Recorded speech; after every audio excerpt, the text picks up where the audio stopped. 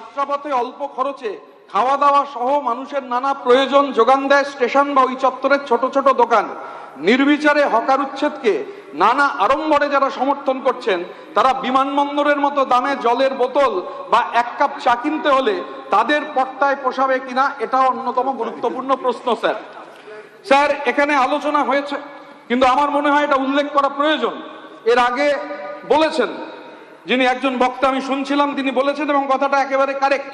আমি সংশোধনীয় দিয়েছি, মাননীয় রাজ্যপালের যে বক্তব্য, সেই রাজ্যপালের বক্তব্যে যেহেতু এটা গণতন্ত্রের পীঠস্থান, এখানে আমরা গণতান্ত্রিক যে আমাদের রাজ্যের সর্বোচ্চ জায়গা, এবং গণতন্ত্রের ক্ষেত্রে গণতন্ত্র হচ্ছে ব্যাটল অফ আইডিয়াস, গণতন্ত্র ব্যাটল অফ আইডিয়াস।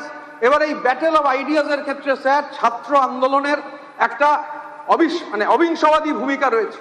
এখানে অশোক দা এখানে এখন নেই, অশোক দেব আমাদের রাজ্যের ছাত্র আন্দোলনের প্রাক্তন নেতা ছিলেন। এখানে তাপসদা রয়েছেন, আমি ক্লাস 5-6 থেকে যখন কাগজ পড়তে দেখেছি, তাপসদা রাজ্যের ছাত্র আন্দোলনের শীর্ষ নেতা। রাজ্যের মাননীয় মুখ্যমন্ত্রী তিনি ছাত্র আন্দোলনের প্রোডাক্ট। এখানে সজল আছে কিনা? হ্যাঁ, সজল আছে।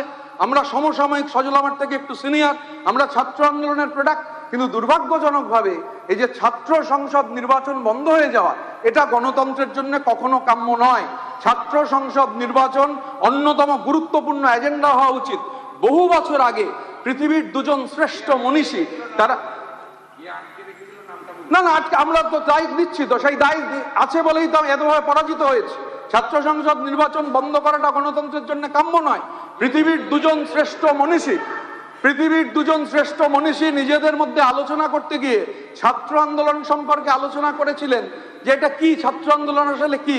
তারা বলেছিলেন যে এটা একটা ব্যাটেল অফ আইডিয়াস, এবং এই ব্যাটেল অফ আইডিয়াস এর কথা বলতে বলতে এ কথা উল্লেখিত হয়েছিল যে the ideas of the ruling class in every epoch are the ruling ideas, the class which has at its disposal the means of mental production in turns controls the means of material production.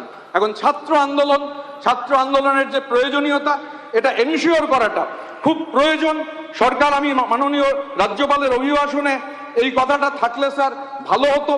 রাজ্যপাল তিনি যে অভিভাষণ দিয়েছেন, সেই অভিভাষণের মধ্যে আমি সরকারকে অনুরোধ করব আপনার মাধ্যমে এই বিষয়ে দেখবার জন্য। স্যার এখানে আমরা যখন আলাপ আলোচনা করছি, এখন আমাদের দেশে হোয়াটসঅ্যাপ ইউনিভার্সিটির রমরমা খুবই বেশি, এবং বিশেষ করে আমি এই কথা এই কারণে উল্লেখ করছি যে 18ই জানুয়ারি 1862 12 জন সদস্যকে নিয়ে বেঙ্গল প্রেসিডেন্সির লেজিসলেটিভ কাউন্সিল যাত্রা শুরু করেছিল। এটাই ভারতবর্ষের প্রথম লেজিসলেটিভ কাউন্সিল, 12 জন মেম্বার, 18ই জানুয়ারি 1862। এখন স্যার এই কথাটা এই কারণে উল্লেখ করতে হচ্ছে যে সাম্প্রতিক সময়ে এই যে সুরাবর্দির নাম পাল্টে গোপাল মুখার্জির নামে রাস্তার নামকরণ জানিয়ে নানান চর্চা চলছে। এখন হোয়াটসঅ্যাপ ইউনিভার্সিটি কি বলছে জানি না, ইতিহাসের একনিষ্ঠ একজন ছাত্র হিসেবে আমার মনে হয় হাউসের মধ্যে আমার এটা বলা দরকার, এই যে বুচার অফ বেঙ্গল হুসেন সুরাবর্দিকে সমর্থনের কোনো প্রশ্ন ওঠে না। এবং এই হাউসে দাঁড়িয়ে হুসেন সুরাবর্দি তিনি যে দুহাতে সংশয়াতীতভাবে 1946-এর দাঙ্গার রক্ত যে তার হাতে লেগেছিল, তাই হাউসে রেকর্ডেড রয়েছে। আমি স্যার এই হাউসের রেকর্ড দেখছিলাম, এই হাউসের মেম্বার জ্যোতি বসু তিনি এই হাউসে বলেছিলেন, জ্যোতি বসুর বক্তব্য অনুযায়ী, যে অন্তত 20,000 মানুষের মৃত্যু ঘটেছিল বুচার অফ বেঙ্গলের হাতে। কিন্তু সমস্যা হচ্ছে স্যার, ইতিহাসের বিকৃতি ঘটালে যে সমস্যা তৈরি হয়, যে এই যে সুরাবর্দি এভিনিউর নামকরণের প্রস্তাব যখন আসে, এটা ঘুরছিল যে না ওই হুসেন সুরাবর্দি নয়, হাসান সুরাবর্দির নামে রাস্তা হয়নি। সুরাবর্দি এভিনিউর নামকরণের প্রস্তাব যখন আসে, তখন হাসান সুরাবর্দি শুধু জীবিত ছিলেন তাই নয়, কলকাতা বিশ্ববিদ্যালয়ের উপাচার্যের চেয়ারেও আসন ছিলেন। আসলে রাস্তাটির নামকরণ হয় হাসান সুরাবর্দির বাবা মৌলানা সুরাবর্দির নামে। কলকাতা পুরসভায় স্যার, কলকাতা পুরসভার প্রাক্তন মহানাগরিক আছেন, 1933 সালের মার্চ মাসের 8 তারিখ কলকাতা পুরসভার অধিবেশনে নবনির্মিত এই রাস্তাটির নাম সুরাবর্দি এভিনিউর প্রস্তাব হয়, এবং প্রস্তাব করেছিলেন একজন দাপুটে কাউন্সিলর, এক ব্রাহ্মণ সন্তান শৈলেন্দ্রনাথ মুখোপাধ্যায়। আমি মিউনিসিপ্যালিটির রেকর্ড ঘেটে দেখছিলাম, রেকর্ডে লেখা রয়েছে sir, quote, that the new 100-feet road constructed by the CIT from Park Circus to the junction with Koshaipara Lane lying to the north of the park be called Suravardi Avenue, unquote. He said that this should be in compliance with the unanimous desire of the local public and in recognition of the vast scholarship and erudition, deep piety and sanctity character of the illustrious Maulana Suravardi, unquote. Sir এই কথা আমি এই কারণে তুলছি এখানে sir এই যে বাড়িতে আমরা বসে রয়েছি জুলাই মাসের 9 তারিখ 1928 সালে স্যার ফ্রান্সিস স্ট্যানলি জ্যাকসন, বাংলার গভর্নর, সেই ফ্রান্সিস স্ট্যানলি জ্যাকসন এই বাড়ির ভিত্তিপ্রস্তর স্থাপন করেন। ঘটনাচক্রে স্যার ফ্রান্সিস স্ট্যানলি জ্যাকসন তিনি এই বিধানসভার উদ্বোধন করেছিলেন টাউন হল থেকে। এই বিধানসভা ভবনে আমাদের এই লেজিসলেটিভ এখানে চলে আসে ফেব্রুয়ারি মাসের 9 তারিখ।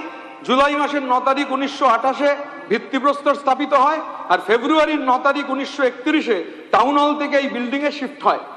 এখন স্যার আমাদের গেটের বাইরে ঢোকার সময় দুটো ফলকই রয়েছে, ঝাপসা হয়ে গেছে, কিন্তু দুটোতেই স্যার ফ্রান্সিস স্ট্যানলি জ্যাকসনের নাম রয়েছে। এখন স্যার আমি ব্যক্তিগতভাবে স্যার ফ্রান্সিস স্ট্যানলি জ্যাকসনকে সমর্থন করি না।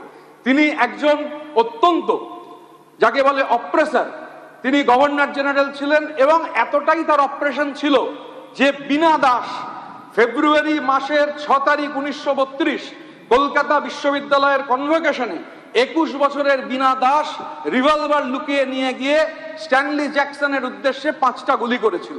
কিন্তু স্ট্যানলি জ্যাকসন তিনি অত্যন্ত বিখ্যাত টেস্ট খেলোয়াড় ছিলেন, 5টা শুধু অ্যাশেজে সেঞ্চুরি ছিল। ইংল্যান্ড অস্ট্রেলিয়ার যে অ্যাশেজ সিরিজ তাতে স্ট্যানলি জ্যাকসন 5টা সেঞ্চুরি করেছিলেন এবং বাংলায় গভর্নর হয়ে আসার আগেও তিনি সেঞ্চুরি করেন। এবার স্ট্যানলি জ্যাকসনকে যে গুলি করা হয় 5টা গুলি স্ট্যানলি জ্যাকসন ডাক করে নিয়েছিলেন। কিন্তু তাতে স্যার আমি যদি এখন বলি যে এই বিধানসভা থেকে স্ট্যানলি জ্যাকসনের নাম মুছে দিতে হবে, তাহলে স্যার ইতিহাসের বিকৃতি হবে। স্ট্যানলি জ্যাকসনকে আমরা পছন্দ করি না, স্ট্যানলি জ্যাকসন একজন অপ্রেসার, কিন্তু ইতিহাস তো এভাবে মুছে দেওয়া যায় না স্যার। এখন স্যার বাংলার যারা প্রধানমন্ত্রী ছিলেন, ঘটনাচক্রে আমি একজনের নাম উল্লেখ করব, তখন বাংলার প্রিমিয়ার বা প্রধানমন্ত্রী বলা হতো, শেরে বাঙ্গাল AK ফজলুল হক। এখন AK ফজলুল হক স্যার আমি গেটে দেখছিলাম 1937 থেকে 1941। আমি এই 4 বছরের কথা স্যার এই জন্য বলছি, 37 থেকে 41 কারণ 41-এ রবীন্দ্রনাথ মারা যান। 37 থেকে 41 এই 4 বছরে ফজলুল হক একাধিকবার রবীন্দ্রনাথের সঙ্গে তিনি মিটিং করেন এবং সরকার যখন পরিচালিত হয় সেই সরকার গভর্নমেন্ট যে বাংলার government regularly interacted with Visva Bharati. সরকারের বিভিন্ন নীতির প্রশ্নে রবীন্দ্রনাথের মতামত নেওয়ার জন্য তারা চেষ্টা করেন। তো এই ইতিহাস স্যার, এখন ফজলুল হকের ধর্ম কি এই দিয়ে তো ফজলুল হকের নাম বদলে দেওয়া যেতে পারে না, ইতিহাস চেঞ্জ করা যায় না স্যার। সৈয়দ নওশের আলী কক্ষ যে রয়েছে, ইনি ফজলুল হক মন্ত্রিসভার মন্ত্রী ছিলেন এবং তারপর স্পিকার হয়েছিলেন স্যার, এই চেয়ারেই বসতেন। তো নওশের আলী দেশ যখন ভাগ হয়, নওশের আলী সিদ্ধান্ত গ্রহণ করেন তিনি ভারতবর্ষে থেকে যাবেন।